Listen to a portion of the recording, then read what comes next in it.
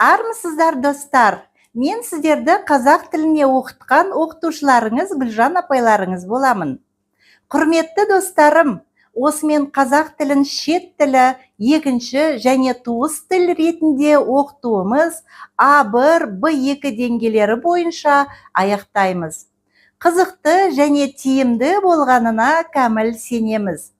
Сіздер оқулықтың ішінде ұсынылған QR коды бойынша бейнефильмдерді тамашалап, тапсырмаларын орындадыңыздар деп ойлаймыз. Кейбір өздеріңізге қажетті жерлерін қайталап көруге мүмкіндік бар екенін байқаған боларсыздар. Және тағы бір айтып кетерлік, телефоннан да оңай қосылу жайы бар. Ал олай болса, біз Нұриса екеуміз сіздерге қазақ тілін меңгеруге барынша көмектесуге тырыстық. Мың алғысымызды білдіреміз. Қабыл алыңыздар.